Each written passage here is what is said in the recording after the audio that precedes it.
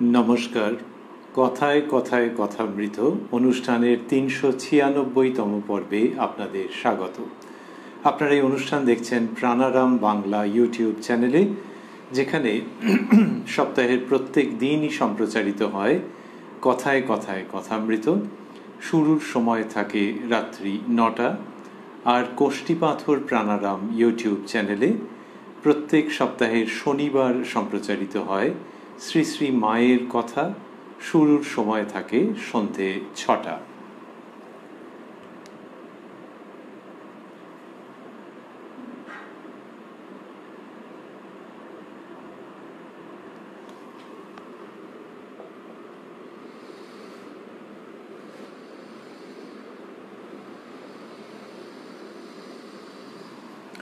শ্রী শ্রী রামকৃষ্ণ কথামৃততে আমরা বিগত কয়েকটি পর্ব ধরেছিলাম এবং আজকেও থাকব সানন্দে ১১ই মার্চ ১৮৮৫ প্রসঙ্গে। শ্রীরামকৃষ্ণ কলকাতায় ভক্তপ্রবর শ্রীযুক্ত বলরাম বসু মহাশয়ের বাড়িতে উপস্থিত হয়েছিলেন সকালের দিকে, এবং সেখান থেকে রাত্রি প্রায় ৯টার সময় কাছেই শ্রীযুক্ত গিরিশ ঘোষ মহাশয়ের বাড়িতে তাঁরই স্বনির্বন্ধ অনুরোধে ও প্রার্থনায় উপস্থিত হয়েছিলেন। সমস্ত সময় ধরে কি অসামান্য, অনাবিল, আনন্দপূর্ণ, গভীর পরিবেশ সৃষ্ট হয়েছিল, আমরা সেসব শুনেছি, স্মরণ করবার চেষ্টা করেছি আমাদের সাধ্যমতো। তারপর শ্রীরামকৃষ্ণ দক্ষিণেশ্বরের উদ্দেশ্যে রওনা হয়েছেন। গতকাল এরকম জায়গাটি শুনেছিলাম, কিন্তু ওই প্রসঙ্গটি শেষের দিকটি আরেকটু শ্রবণ করে তারপরে আজকের প্রসঙ্গে প্রবেশ করব। ১১ই মার্চ ১৮৮৫তেই অবস্থান করব, প্রবেশ করব শ্রী শ্রী রামকৃষ্ণ কথামৃততে, যার সূচনায় কথামৃতকার শ্রীযুক্ত মহেন্দ্রনাথ গুপ্ত বা শ্রীম বা মাস্টার মহাশয় উদ্ধৃত করেছেন, তব কথামৃতং তপ্ত জীবনং কবিভিরীড়িতং কলমশাপহং শ্রবণমঙ্গলং শ্রীমদাততং ভুবি গৃণন্তি ये ভূরিদা জনাঃ। ওই যে ১১ই মার্চ ১৮৮৫ শ্রীরামকৃষ্ণ গিরিশবাবুর বাড়িতে অবস্থান করছিলেন, রাত্রিবেলায় গেছেন। তো তারপরে কি হয়েছিল আমরা শুনেছিলাম যে গিরিশবাবুর সঙ্গে নরেন্দ্রনাথের একটু তর্ক বিচার হয়, এইটি শ্রীরামকৃষ্ণ চেয়েছিলেন, সেইভাবে বিচার হচ্ছিল। গিরিশবাবু অবতার তত্ত্বের কথা বলছেন, নরেন্দ্রনাথ মানতে চাইছেন না। শ্রীরামকৃষ্ণ সস্নেহে নরেন্দ্রনাথের সঙ্গে কথা বলছেন, কখনো বলছেন ওর যা মত আমারও তাই, আবার নরেন্দ্রনাথকেও অবতার তত্ত্বের মহিমা বোঝাচ্ছেন শ্রীরামকৃষ্ণ। এইসব হতে হতে কি হলো যে নরেন্দ্রনাথকে তিনি কাছে বসিয়ে কথা বলছেন, ব্রহ্মশক্তির অভেদত্বর কথা বলছেন, মাস্টারমশাই শুনছেন, এবং এইভাবে শুনতে শুনতে কিছুক্ষণ যাওয়ার পর গিরিশবাবু থিয়েটারে চলে গেলেন। অত রাত্রে বললেন যে একটা বিশেষ প্রয়োজন আছে, সেই জন্য থিয়েটারে যেতে হবে বলে চলে গেলেন। তারপরে নরেন্দ্রনাথের সঙ্গে শ্রীরামকৃষ্ণের খুব অন্তরঙ্গ পর্ব একটি আমরা পাচ্ছি। সেখানে দেখছি যে ঠাকুর শ্রীরামকৃষ্ণ কথা বলছেন নরেন্দ্রনাথের সঙ্গে, এবং কথা বলতে বলতে তার অঙ্গ স্পর্শ করছেন, যেন পায়ে হাত দিচ্ছেন, বুঝিবা প্রণাম করছেন নাকি শক্তি সঞ্চার করছেন। এইসব কথা কথামৃতকার লিখেছেন।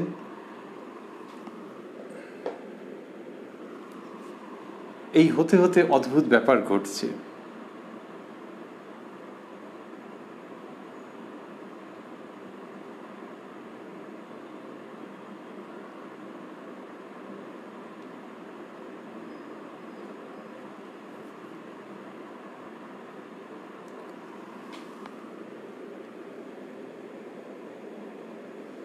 অদ্ভুত ব্যাপারটি হচ্ছে যে নরেন্দ্রনাথের সঙ্গে ওরকম করতে করতে শ্রীরামকৃষ্ণ আবার সমাধিস্থ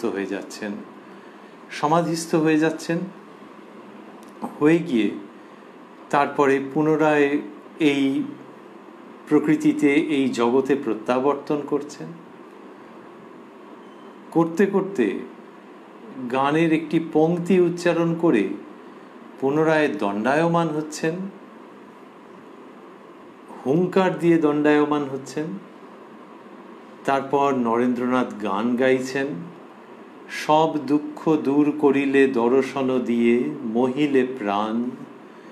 এই গান শুনতে শুনতে শ্রীরামকৃষ্ণের বহির্জগৎ ভুল হয়ে যাচ্ছে, পুনরায় তিনি সমাধিস্থ হচ্ছেন এবং সমাধি ভঙ্গের পর দক্ষিণেশ্বরে যাওয়ার বন্দোবস্ত হয়েছে। তো ফেরবার তো গাড়িতে যে উঠছেন, ভক্তেরা কাছে দাঁড়িয়ে রয়েছেন, তাকে খুব সন্তর্পণে গাড়িতে ওঠানো হচ্ছে এবং সেই সময়ও তিনি পুরো ভাবস্থ, গড়গড় মাতোয়ারা। এইভাবে শ্রীরামকৃষ্ণ আনন্দের হাট বসিয়ে রেখেছিলেন এবং সেই আনন্দ যেন পরিপূর্ণ হয়ে রয়েছে সকলের অন্তরে। সেই সময় তিনি দক্ষিণেশ্বরের উদ্দেশ্যে ওই ভাবস্থ অবস্থায় গমন করলেন। ভক্তেরা যে যার বাড়ি যাইতেছেন, কথামৃতকার লিখেছেন। এই পর্যন্ত আমরা গতকাল শুনেছিলাম, কিন্তু ওই যে বাড়ি যাচ্ছেন, তখন মনের মধ্যে কি থাকছে, মনের মধ্যে কি ঘুরছে, ওই দিনের অপূর্ব স্মৃতি, সেটি কথামৃতকার যেরকমভাবে লিখেছেন সে অসামান্য। সেইখানটিতে আজকে আমরা প্রবেশ করব।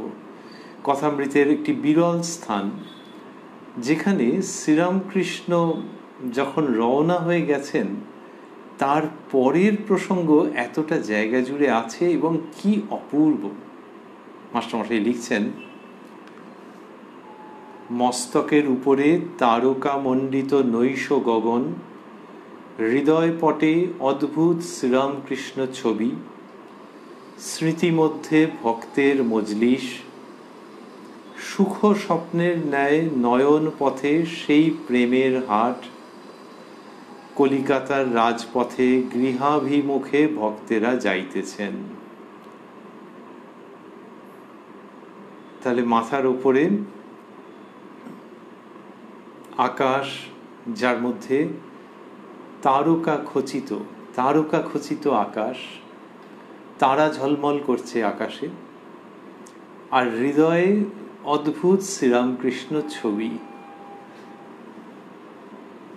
এই যে শ্রীরামকৃষ্ণের ছবি হৃদয়ে আর মাথার উপরে তারা ঝকমক করা আকাশ, এর মধ্যে কন্ট্রাস্ট আছে, আবার একটা যেন সম্পর্কও থাকছে, সম্বন্ধও থাকছে, যে এই হৃদয়ের মধ্যে শ্রীরামকৃষ্ণ আছেন বলেই ওই আকাশ, ওই তারা এত ভালো লাগছে, এত আনন্দ হচ্ছে।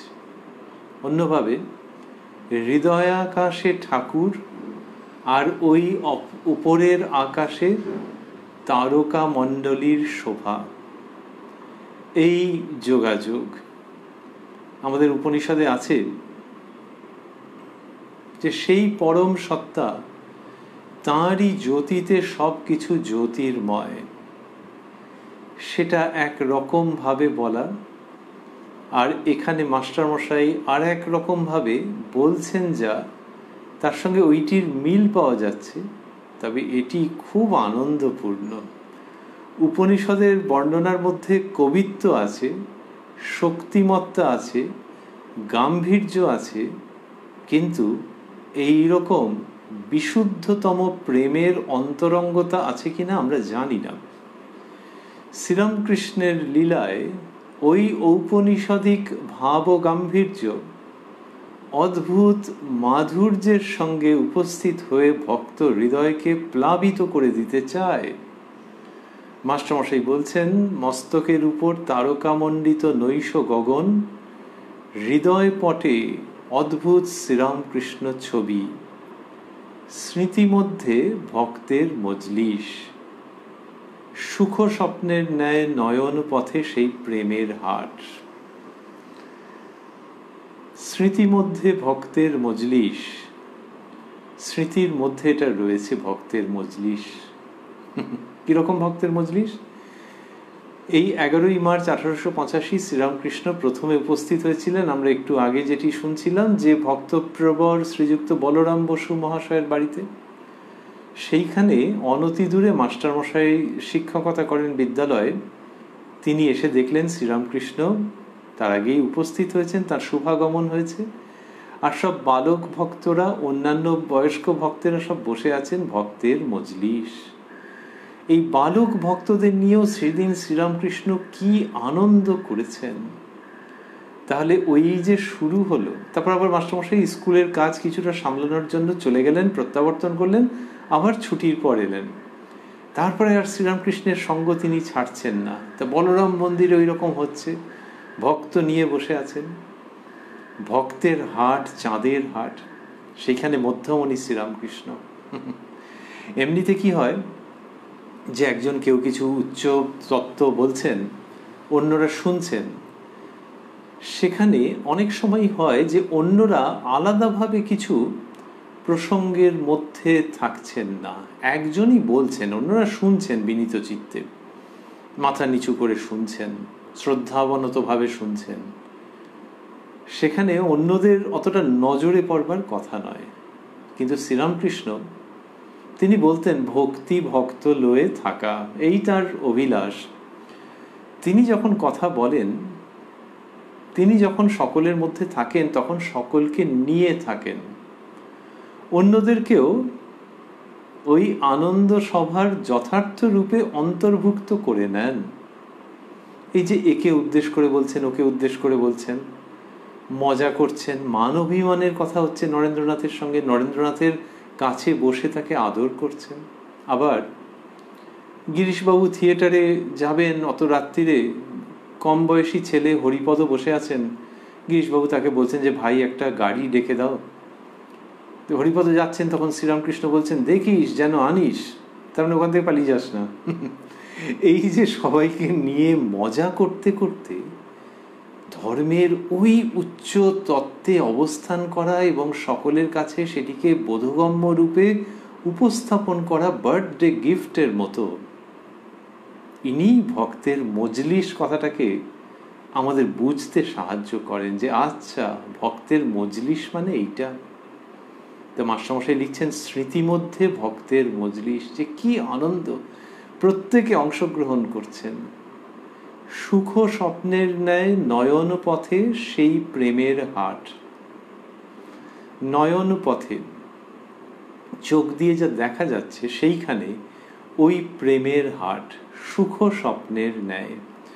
স্বপ্ন যখন সুখের হয় তখন তার কিরকম একটা আবেশ থাকে। এমনিতে সুখের কোনো পরিবেশ হলে তো ভালো, আবার সুখ স্বপ্ন তার আবেশ অনেকক্ষণ চলতে থাকে। সেই সুখ স্বপ্নের মতো নয়ন পথে প্রেমের হাট।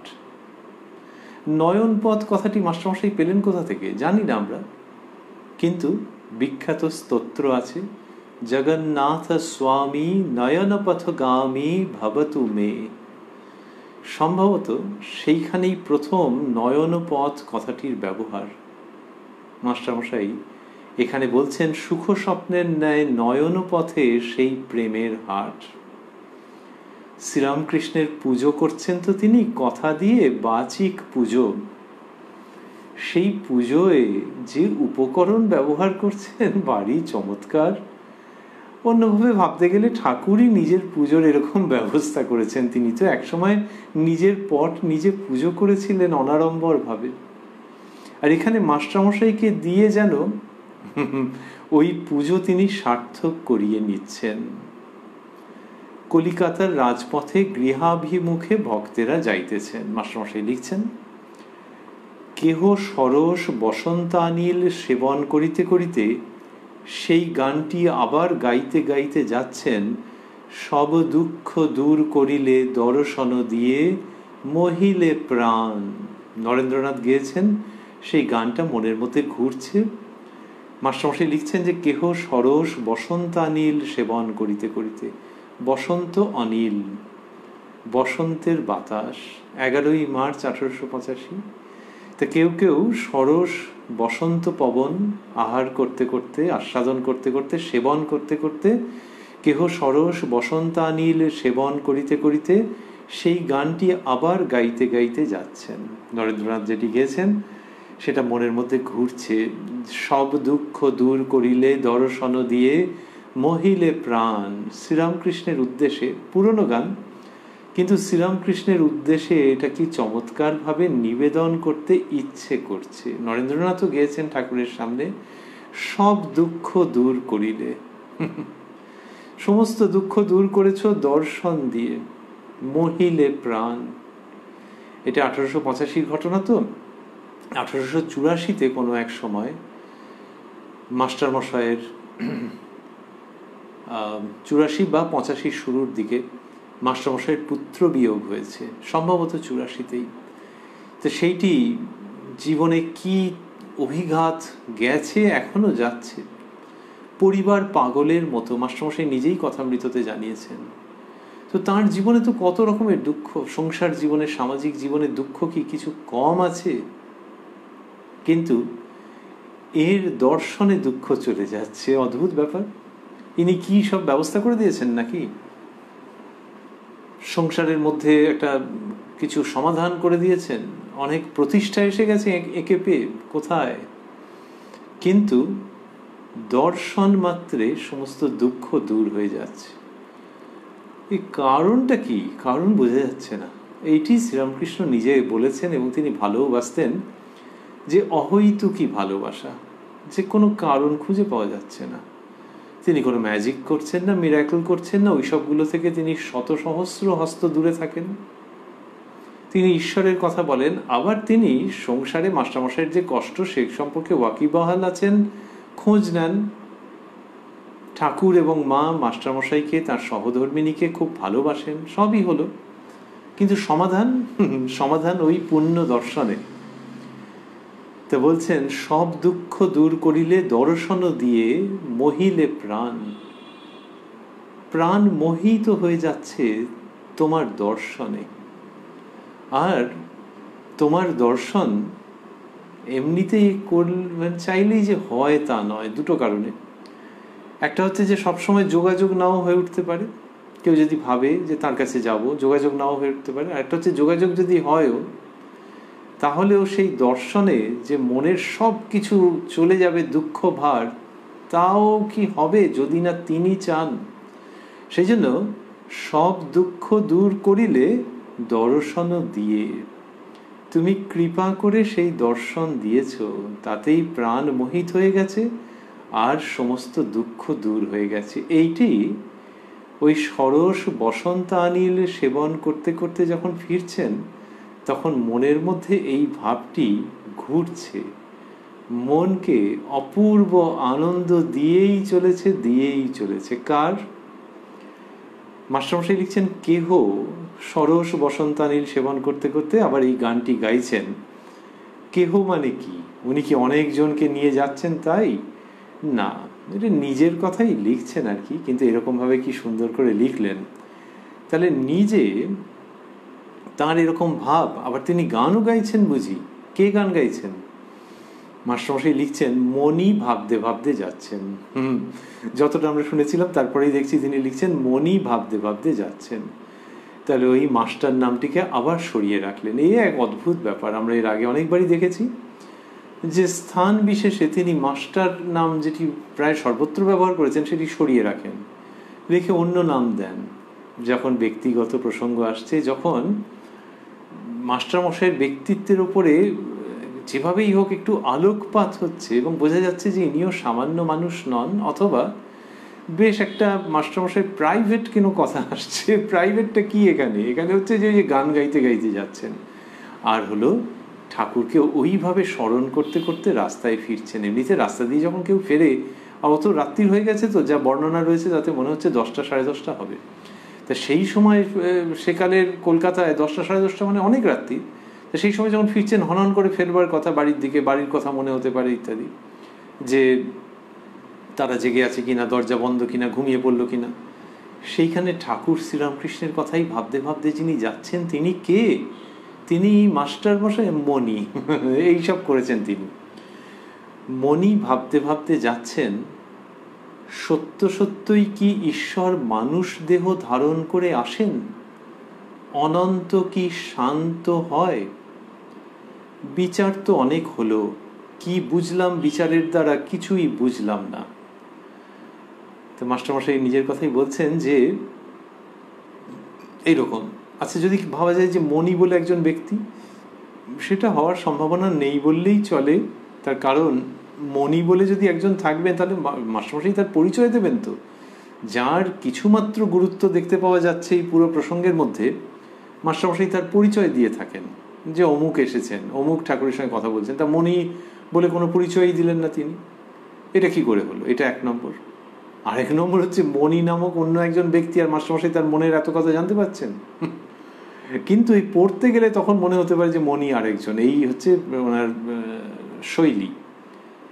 তো তিনি ভাবতে ভাবতে যাচ্ছেন, সত্য সত্যই কি ঈশ্বর মানুষ দেহ ধারণ করে আসেন?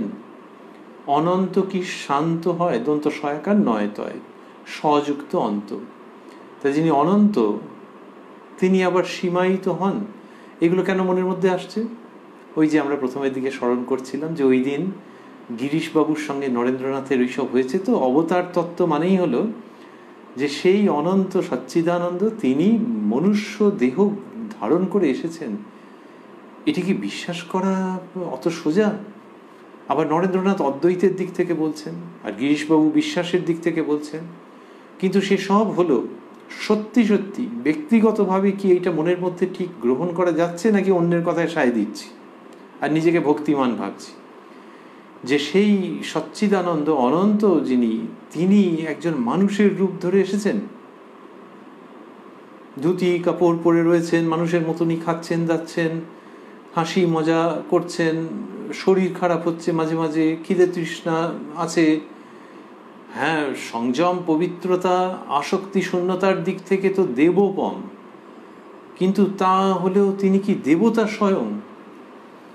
মণি ভাবতে ভাবতে যাচ্ছেন, সত্য সত্যই কি ঈশ্বর মানুষ দেহ ধারণ করে আসেন? অনন্ত কি শান্ত হয়?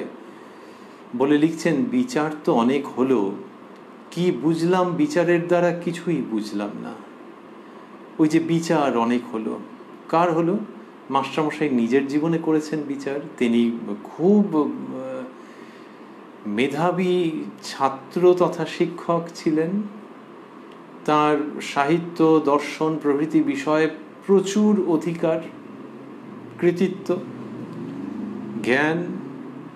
তা সেই তিনি আবার অন্যের সঙ্গে ওই নিয়ে বিচার করেছেন, বিশ্লেষণ করেছেন, তর্ক হয়েছে।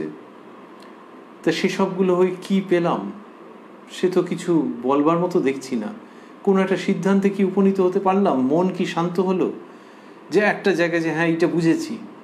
ও তো নানান রকম মত অমত এইসব নিয়েই তো চলে যাচ্ছিল।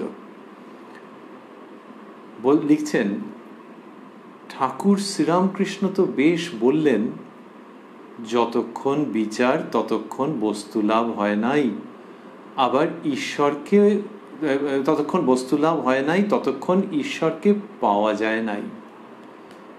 তাও বটে।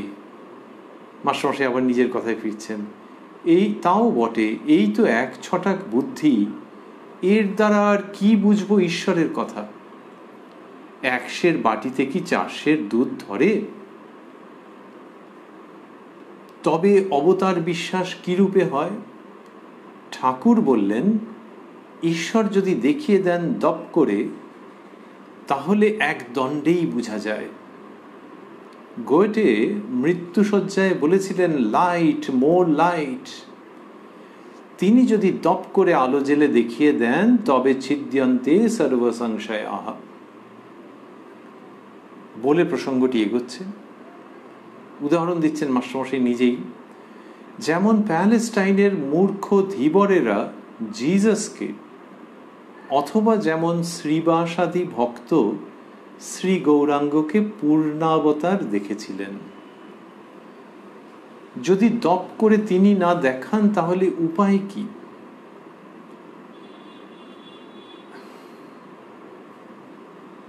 এইটা মাস্টারমশাই জিজ্ঞেস করছেন। কি চমৎকার সব কথাবার্তা আনছেন তিনি।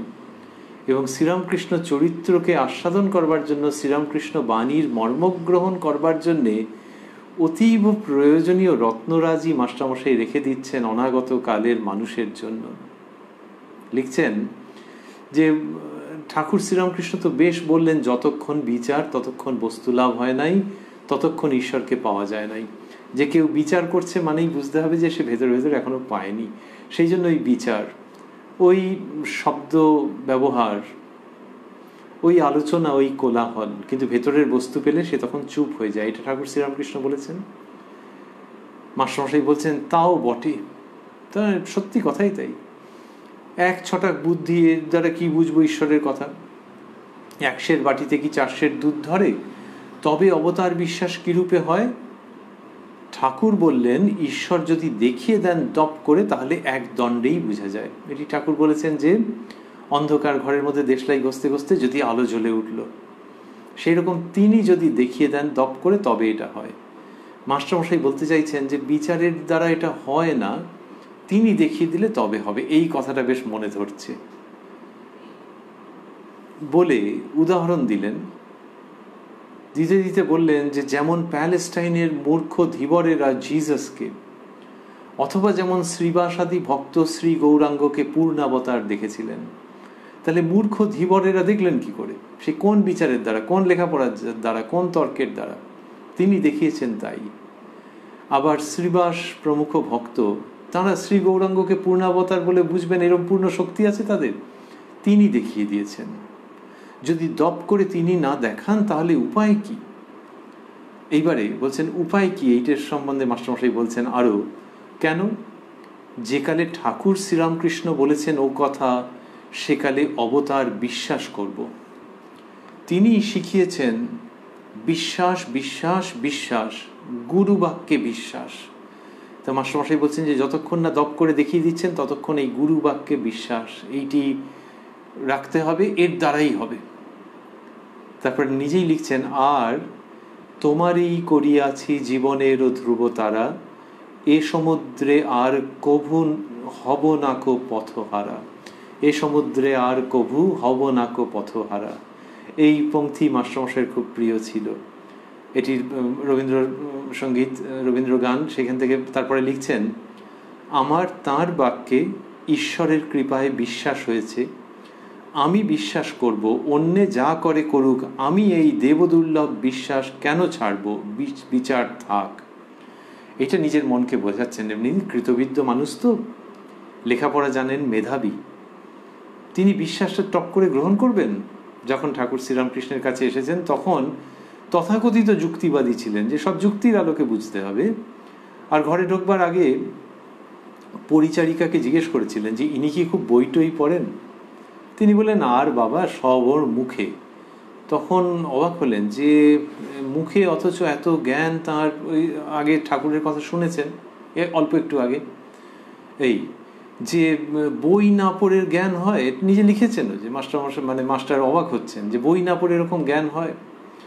সেই যে ভাব, সেইখান থেকে আজকে 1885-তে আমরা দেখতে পাচ্ছি যে মাস্টারমশাই বলছেন এই বিশ্বাস, দেবদুর্লভ বিশ্বাস কেন ছাড়বো, দেবদুর্লভ বিশ্বাস যেটা সহজে পাওয়া যায় না, এই বিশ্বাসটা যখন এসছে এটাকে ছাড়বো না। এবং এই বিশ্বাসের দ্বারাই, এই বিশ্বাসকে অবলম্বন করেই সব হবে, তিনি যথাকালে দপ করে দেখিয়ে দেবেন। কিন্তু ওই জ্ঞান বিচারের মধ্যে আর যাব না। নানান রকমের তর্ক বিচার ঈশ্বরের স্বরূপ সম্পর্কে, পরমার্থ সম্বন্ধে, ওইটার মধ্যে যাব না। তাহলে ওটা, ওইগুলি যে শাস্ত্রে আছে, ঠাকুরই বুঝিয়েছেন যে ওগুলোর মধ্যে দিয়ে সন্ধান জেনে নিতে হয় যে তোমার কোন পথটা ভালো লাগছে। তারপর ডুব দিতে হয় গভীরে, তাকে বিশ্বাস করে ব্যাকুলতার সহায়ে ডুব দিতে হয়। কিন্তু আর বেশি শাস্ত্র চর্চা করতে নেই, তাহলে সব গুলিয়ে যেতে পারে। মাস্টারমশাই সেই জায়গাটাতে আসছেন। তো ঠাকুর তো বলেই দিয়েছেন, ওনার আবার আসার কি আছে? আসার এই জন্যে যে মনের মধ্যে রেজিস্টার্ড হতে তো সময় লাগে।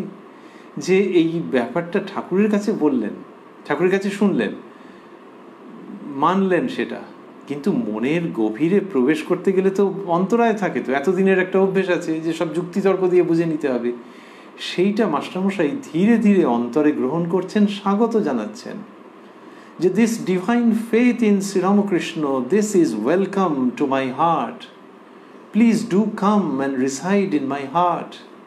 সেইভাবে করে ঠাকুরের প্রতি যে গভীর বিশ্বাস, তাকে যেন পায়ে ধরে কাতরে তিনি মিনতি করছেন যে এই বিশ্বাস আমার হৃদয়ে প্রতিষ্ঠিত হোক, কারণ এটি দেব দুর্লভ। রাস্তা দিয়ে যাচ্ছেন বাড়িতে, কার বাড়িতে যাচ্ছেন, কোথায় বাড়ি? মনে চলো নিজ নিকেতনে। মাস্টারমশাই আসলে নিজের নিকেতনে ফিরছেন। শুধু এই দিন নয়, ঠাকুরের সান্নিধ্যের প্রত্যেকটি দিন মানেই হচ্ছে ভেতরে ভেতরে তার নিজ নিকেতনে ফেরা। That's the true home coming of master মহাশয়। তো সেই রকমভাবে হচ্ছে, এবং সেখানে তিনি বলছেন যে আমি এই দেবদুর্লভ বিশ্বাস কেন ছাড়ব? বিচার থাক। জ্ঞান চচ্চড়ি করে কি একটি ফাউস্ট হতে হবে? ফাউস্টের ব্যাপারটা কি নিজেই লিখছেন। জার্মান বিখ্যাত চরিত্র, তার কথা লিখছেন, গভীর রজনী মধ্যে বাতায়ন পথে চন্দ্রকিরণ আসিতেছে, আর ফাউস্ট নাকি একাকী ঘরের মধ্যে হায় কিছু জানিতে পারিলাম না, সায়েন্স ফিলসফি বৃথা অধ্যয়ন করিলাম, এই জীবনে ধিক, এই বলিয়া বিষের শিশি লইয়া আত্মহত্যা করিতে বসিলেন। তার মানে ব্যক্তির যখন ওই রকম বৌদ্ধিক দ্বন্দ্ব হচ্ছে তখন যে কি হয় তার একটা বিরাট দৃষ্টান্ত ফাউস্ট। তো জ্ঞান বিচার করে ওরকম হবো নাকি? না অ্যালেস্টারের মতো অজ্ঞানের বোঝা বইতে না পেরে শিলাখণ্ডের উপর মাথা রেখে মৃত্যুর অপেক্ষা করিব? আরেকটি চরিত্র বলছেন যে সে ওরকম করবো নাকি? না, আমার এসব ভয়ানক পণ্ডিতদের মতো এক ছটা জ্ঞানের দ্বারা রহস্য ভেদ করতে যাবার প্রয়োজন নাই। তাহলে ওগুলো হচ্ছে ওই বুদ্ধিবৃত্তির চূড়ান্ত এবং চূড়ান্ত সংকট বলে যতটা শুনলাম আমরা। তারপর মাস্টারমশাই লিখছেন, আর 100 বাটিতে 400 দুধ ধরল না বলে মরিতে যাবারও দরকার নাই। বেশ কথা, গুরু বাক্যে বিশ্বাস, এই দুটি শব্দকে মাস্টারমশাই স্থূলাক করে দিয়েছেন। ঠাকুর বলেছেন বিভিন্ন সময় ঘুরে ফিরে, কত রকমভাবে বলেছেন, সেটি মাস্টারমশাই খুব মনে লেগেছে, ভালো লেগেছে, যে বেশ কথা, গুরু বাক্যে বিশ্বাস। তাই যে গুরু বাক্যে বিশ্বাস, এইটা কেন করতে যাবে লোকে? বিশ্বাস বললে তো সবই হয়ে গেল, যা, তাই তো আর কোনো গন্ডগোল নেই। তাই সব জিনিসই বিশ্বাস বলে সব জিনিসকে এরকম বিশ্বাস করে মেনে নিতে হবে বুঝি?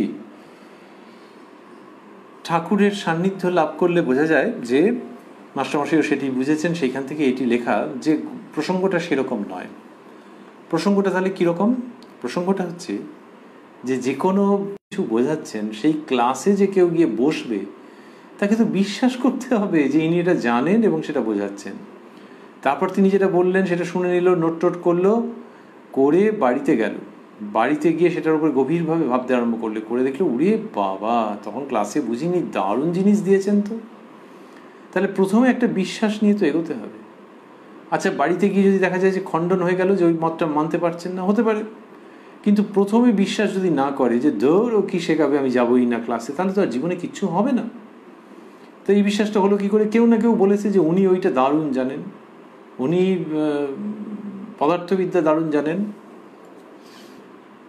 উনি সাহিত্য সম্পর্কে অগাধ পাণ্ডিত্যের অধিকারী। সেখান থেকে একটা বিশ্বাস হয়েছে, যাই ক্লাসে গিয়ে বসি শুনি। বা যখন কেউ বিজ্ঞানের কোনো পরীক্ষা নিরীক্ষা করেছেন, তখন তার সঙ্গে সঙ্গে যে পরীক্ষাগারে কেউ গেছে, তা সেখানে যদি বলে ধর সব বিশ্বাস করি না, মিথ্যে কথা, তাহলে তো আর হবে না কিছু। গিয়ে দেখতে হবে ধৈর্য ধরে, তারপর নিজের মতো করে সেটাতে লেগে পড়তে হবে, সাধন করতে হবে। তো সেই জন্য বিশ্বাসের প্রয়োজনীয়তা এটি একটি দিক। আরেকটি দিক হচ্ছে, এটি তো 1885 প্রথম দিক, আর মাস্টারমশাই ঠাকুরের কাছে গেছেন ওই 1882 প্রথম দিকে। তার মানে 3 বছর। অনুমান করা যায় যে ঠাকুরের উপরে বিশ্বাস করে তিনি ভেতরে ভেতরে অনেক দূর এগিয়ে গেছেন, অনেক কিছু প্রাপ্ত হয়েছেন। মণিমাণিক্য নয়, জাগতিক সম্পদ নয়, কিন্তু এমন পারমার্থিক বস্তু যার দ্বারা জাগতিক সম্পদের প্রতি আকর্ষণ তুচ্ছ হয়ে যায়, বা যার উপস্থিতিতে সেই বিশ্বাস করে তো এগিয়েছেন, এগিয়ে পেয়েছেন, সেইটাই রিইনফোর্সড হচ্ছে। বলছেন যে বেশ, আর 100 বাটিতে 400 দুধ ধরল না বলে মরিতে যাবারও দরকার নাই। বেশ কথা, গুরু বাক্যে বিশ্বাস। বেশ কথা মানে ঠাকুরের কথা, ওইটা ওই জন্য অত ভালো লাগছে। বেশ কথা গুরু বাক্যে বিশ্বাস। হে ভগবান, আমায় এই বিশ্বাস দাও, আর মিছামিছি ঘুরাইও না, যা হবার নয় তা খুঁজতে যাওয়াইও না। আর ঠাকুর যা শিখিয়েছেন, যেন তোমার পাদপদ্মে শুদ্ধা ভক্তি হয়, অমলা অহৈতুকী ভক্তি, আর যেন তোমার ভুবন মোহিনী মায়ায় মুগ্ধ না হই, কৃপা করে এই আশীর্বাদ করো। শ্রীরামকৃষ্ণের কাছেই যেন তিনি বলছেন, যদিও বলছেন হে ভগবান, হে ভগবান, আমায় এই বিশ্বাস দাও, আর মিছামিছি ঘুরাইও না, যা হবার নয় তা খুঁজতে যাওয়াইও না। যা হবার নয় মানে ওই বিচার পথে প্রাপ্তি। আর ঠাকুর যা শিখিয়েছেন, ওই ভগবান ঠাকুর এক জায়গাতে এসে যাচ্ছেন। ঠাকুর কি শিখিয়েছেন সেটি উদ্ধৃতি চিহ্নের মধ্যে দিলেন, আমরা আগে শ্রবণ করেছি বিস্তারিত। যেন তোমার পাদপদ্মে শুদ্ধা ভক্তি হয়, অমলা অহৈতুকী ভক্তি, আর যেন তোমার ভুবন মোহিনী মায়ায় মুগ্ধ না হই। ঠাকুর এইভাবে শিখিয়েছেন প্রার্থনা করতে, সেটির পুনরুচ্চারণ করছেন মাস্টারমশাই, করে বলছেন কৃপা করে এই আশীর্বাদ করো, এরকম বললেন। সেই প্রার্থনা জানাচ্ছেন মনে মনে। তারপরে মাস্টারমশাই বলছেন ঠাকুরের প্রেমের দিকটির কথা। এইখান পর্যন্ত জ্ঞানের চর্চা ছিল, জ্ঞানের প্রসঙ্গ মনের মধ্যে উদিত হচ্ছিল। এইবার ঠাকুরের প্রেমের দিকটি তার মনের মধ্যে আসছে। সেটা যেমন যেমন ঘটেছিল মাস্টারমশাই সেরকমভাবে লিপিবদ্ধ করছেন, লিখছেন। শ্রীরামকৃষ্ণের অদৃষ্টপূর্ব প্রেমের কথা ভাবিতে ভাবিতে মনি সেই তমসাচ্ছন্ন রাত্রি মধ্যে রাজপথ দিয়া বাড়ি ফিরিয়া যাইতেছেন ও ভাবিতেছেন কি ভালোবাসা গিরিশকে। গিরিশবাবুর কথা মনে আসছে। তা বলছেন যে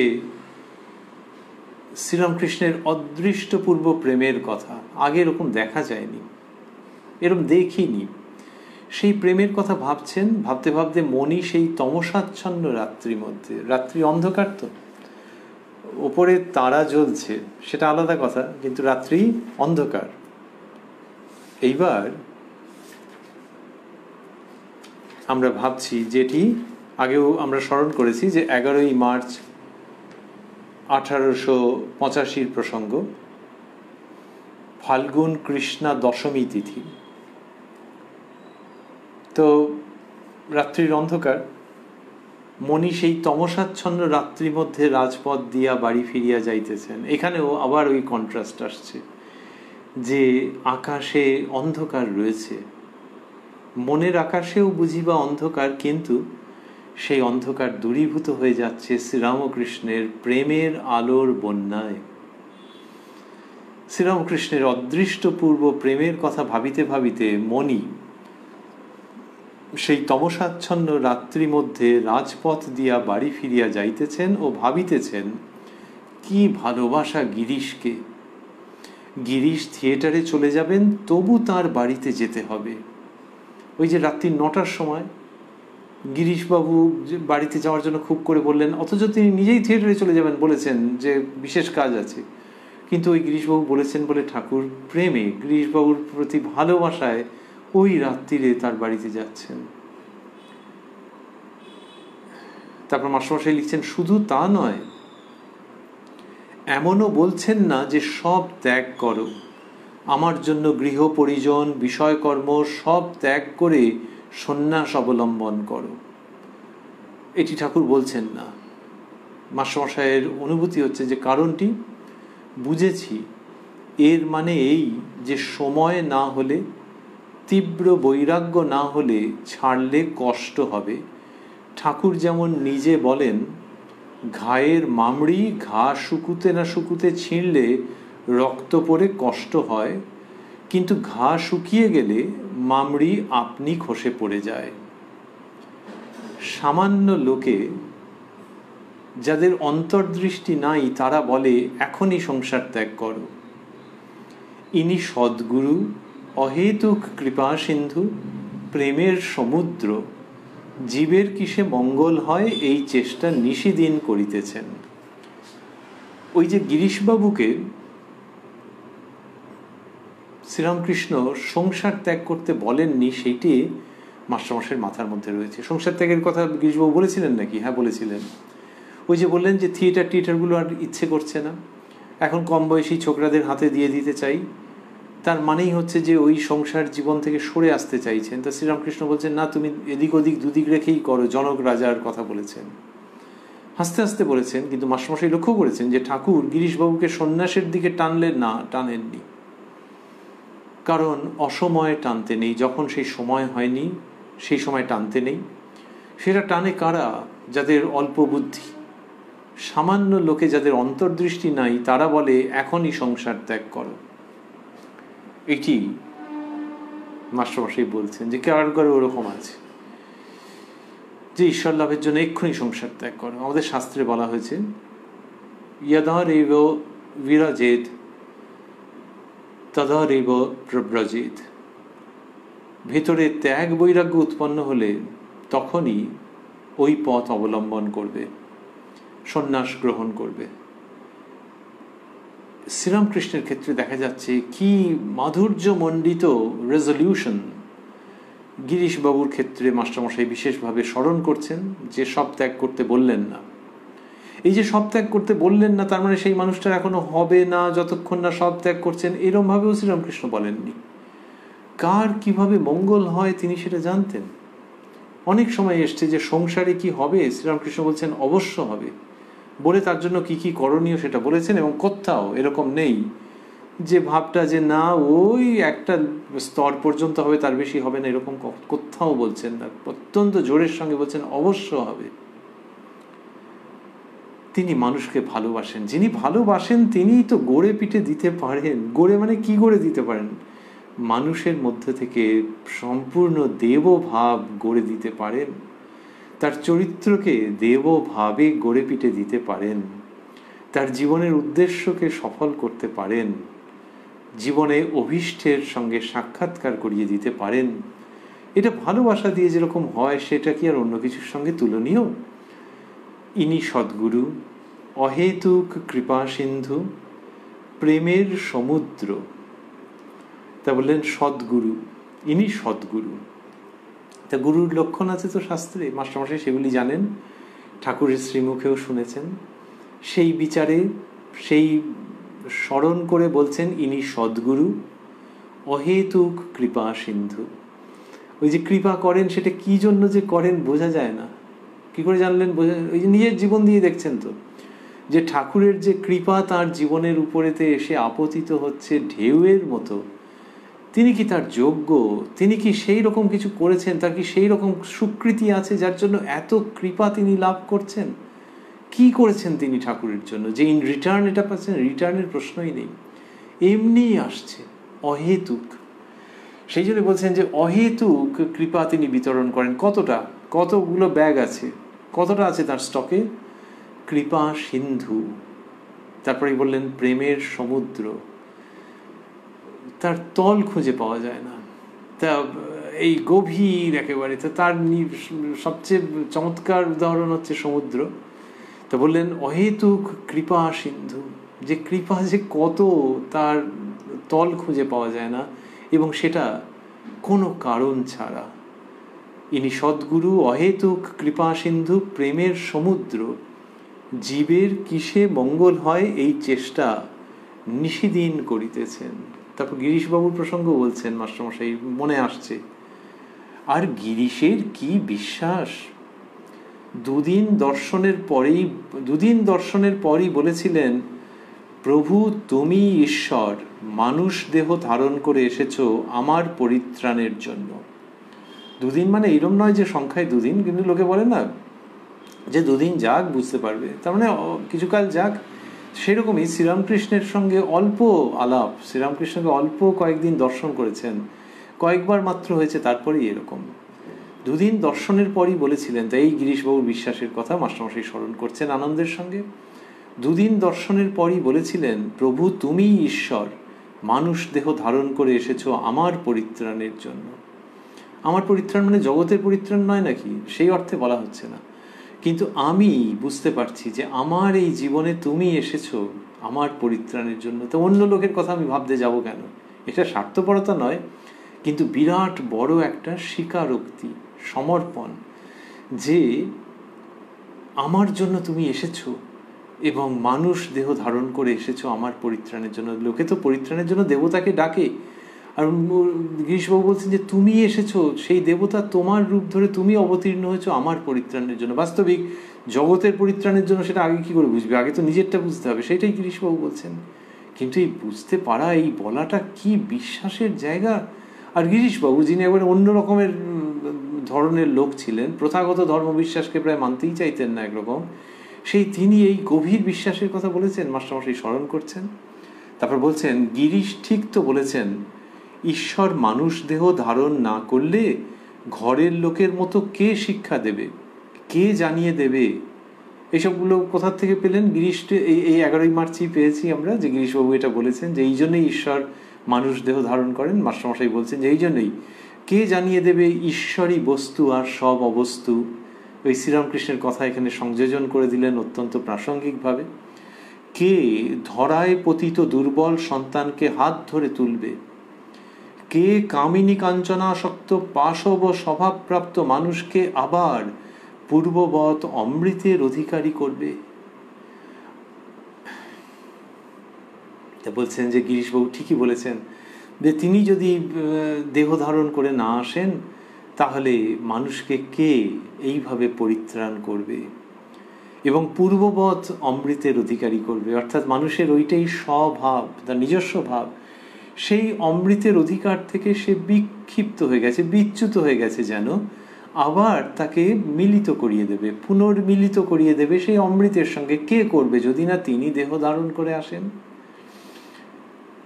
আর তিনি মানুষ রূপে সঙ্গে সঙ্গে না বেড়ালে যারা তদ্গতান্তর আত্মা, যাদের ঈশ্বর বই আর কিছু ভালো লাগে না, তারা কি করে দিন কাটাবেন?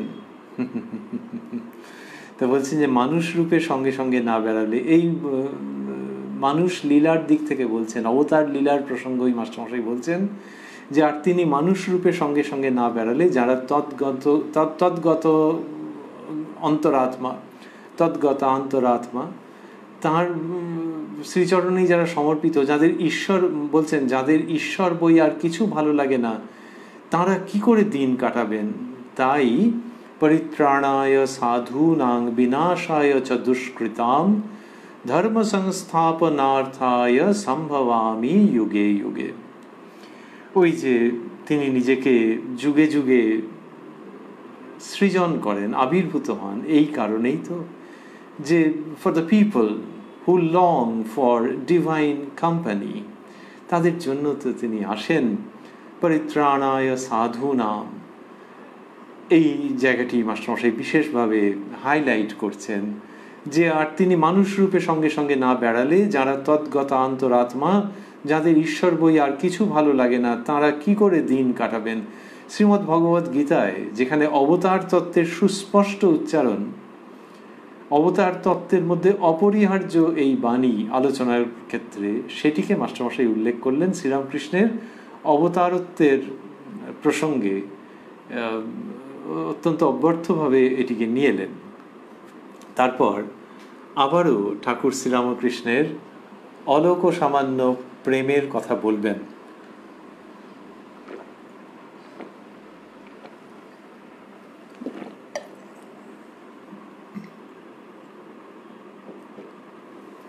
মাস্টারমশাই লিখছেন, কি ভালোবাসা! নরেন্দ্রের জন্য পাগল, নারায়ণের জন্য ক্রন্দন। বলেন, এরা ও অন্যান্য ছেলেরা, রাখাল, ভবনাথ, পূর্ণ, বাবুরাম ইত্যাদি, সাক্ষাৎ নারায়ণ আমার জন্য দেহ ধারণ করে এসেছে। শ্রীরামকৃষ্ণের এই উক্তিটিকে উদ্ধৃত করলেন। তারপর বলছেন, এ প্রেম তো মানুষ জ্ঞানে নয়, এ প্রেম দেখছি ঈশ্বর প্রেম। ছেলেরা শুদ্ধ আত্মা, স্ত্রীলোক অন্যভাবে স্পর্শ করে নাই, বিষয় কর্ম করে এদের লোভ, অহংকার, হিংসা ইত্যাদি স্ফূর্তি হয় নাই, তাই ছেলেদের ভিতর ঈশ্বরের বেশি প্রকাশ। কি বললেন যে ওই ভালোবাসাটা কি জন্যে, ওই কি একটু আগে গিরিশবাবুর কথা বলেছেন, এইবার এই বালক ভক্তদের বা যুবক ভক্তদের কথা বলছেন যে নরেন্দ্রের জন্য পাগল, নারায়ণের জন্য ক্রন্দন। এবং তাদের সম্পর্কে তিনি কি বলেন? বলেন এরা সাক্ষাৎ নারায়ণ আমার জন্য দেহ ধারণ করে এসেছে। সুতরাং ওদেরকে যে ভালোবাসছেন সেটা মানুষ জ্ঞানে নয়, এ তো ঈশ্বর প্রেম। সেই ছেলেরা আসক্তি বিবর্জিত, শুদ্ধাত্মা, সেই জন্যে তাদের ভিতর ঈশ্বরের বেশি প্রকাশ, আর ঠাকুরেরও তাদের প্রতি প্রেম উতলে পড়ছে।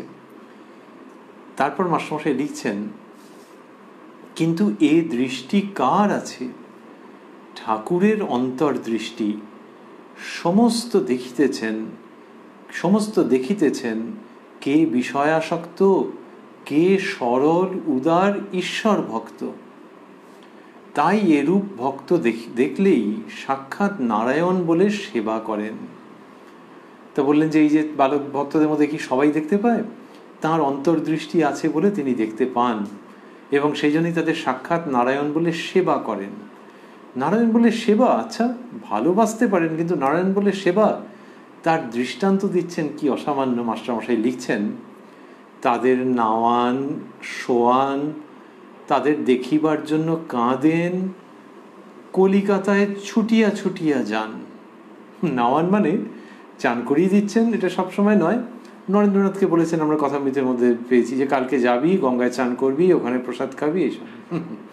আর ওই আদরের জায়গাটা বোঝানোর জন্য নাওয়ান শোয়ান, সত্যি বলেন প্রায় যে আজকে আর না হয় না গেলি। তাদের দেখিবার জন্য কাঁদেন, কলিকাতায় ছুটিয়া ছুটিয়া যান। কলকাতায় ছুটে ছুটে যান কিভাবে? গাড়ি কোথায়? সেসব ব্যবস্থা হয়। তার জন্য উনি কি করেন? মাস্টারমশাই লিখছেন, লোকের খোসামত করে বেড়ান, কলিকাতা থেকে তাদের গাড়ি করে আনতে। এই নিজে যখন যেতে পারছেন না, তখন বলছেন যে লোকের খোসামত করে বেড়ান।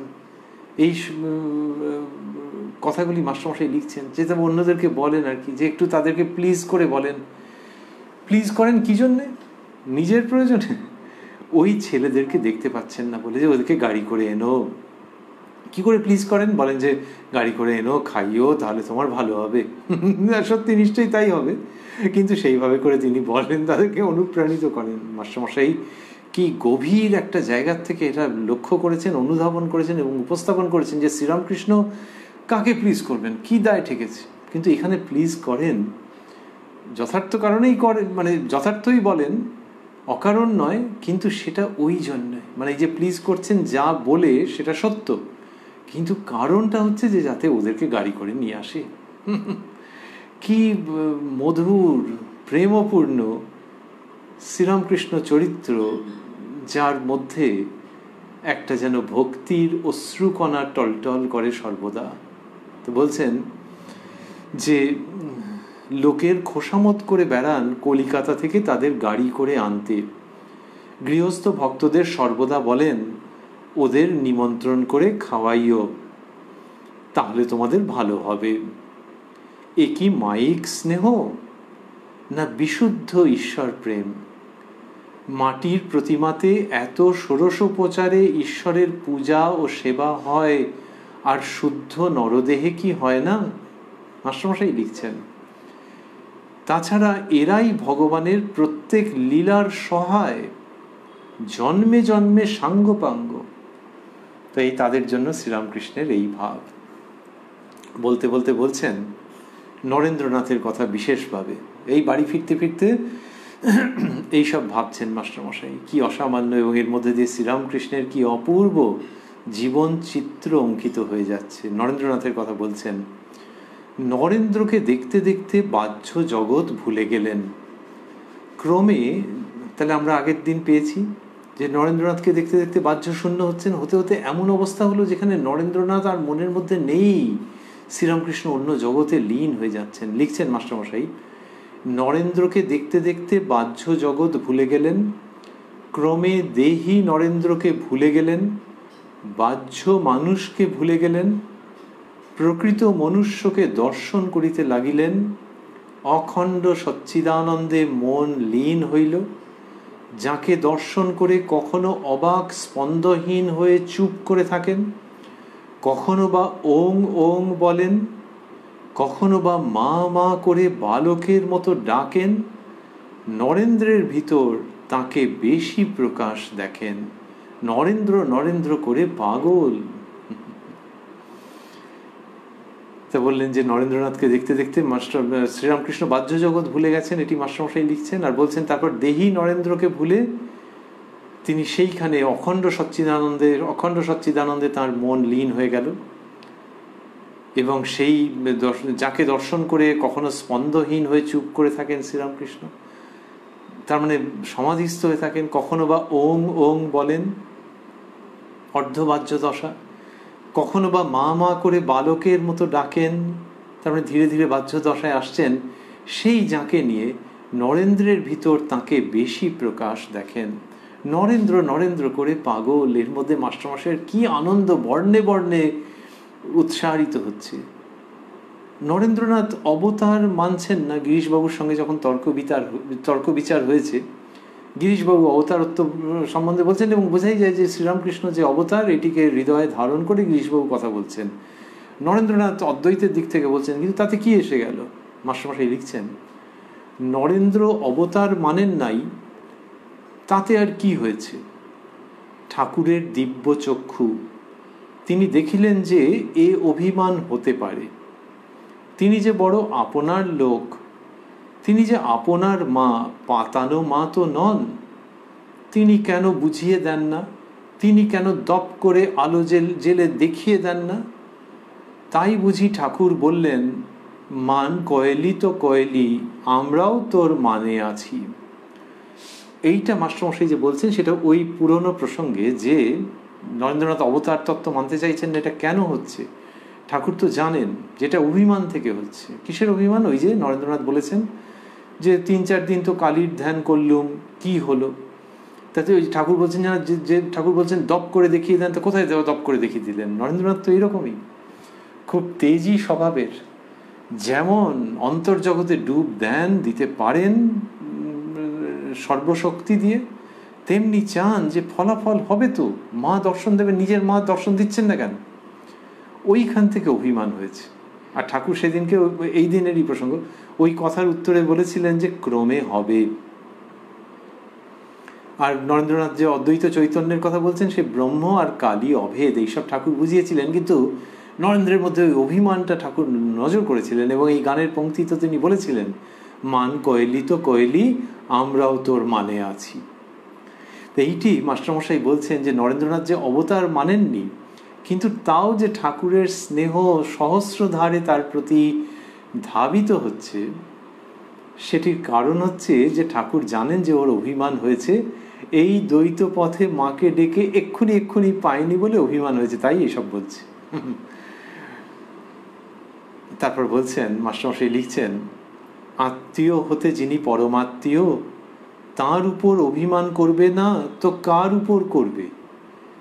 ধন্য নরেন্দ্রনাথ, তোমার উপর এই পুরুষোত্তমের এত ভালোবাসা, তোমাকে দেখে এত সহজে ঈশ্বরের উদ্দীপন। নরেন্দ্রনাথকে বলছেন, নরেন্দ্রনাথ ওর থেকে কত বয়সে ছোট, প্রায় 9-10 বছরের। তো সেই তাঁর সম্পর্কে বলছেন যে তুমি ধন্য, তোমার উপর এই পুরুষোত্তমের এত ভালোবাসা, যে যার উপরে সেই ভালোবাসা আসছে সে তিনিও তো ধন্য। ঠাকুর শ্রীরামকৃষ্ণ হৃদয় দেবতা, আর সেই হৃদয় দেবতার এত ভালোবাসা যার উপরে গিয়ে আপতিত হচ্ছে বর্ষাকালের বাড়ি বর্ষণের মতো, সেই তিনি ধন্য। ধন্য নরেন্দ্রনাথ, তোমার উপর এই পুরুষোত্তমের এত ভালোবাসা। একটু আগে নয়নপথ কথাটি আমরা শুনেছি, এখানে পুরুষোত্তম বললেন। এই পুরুষোত্তমের এত ভালোবাসা, তোমাকে দেখে এত সহজে ঈশ্বরের উদ্দীপন। এইরূপ চিন্তা করিতে করিতে সেই গভীর রাত্রে শ্রীরামকৃষ্ণ স্মরণ করিতে করিতে ভক্তেরা গৃহে প্রত্যাবর্তন করিতেছেন।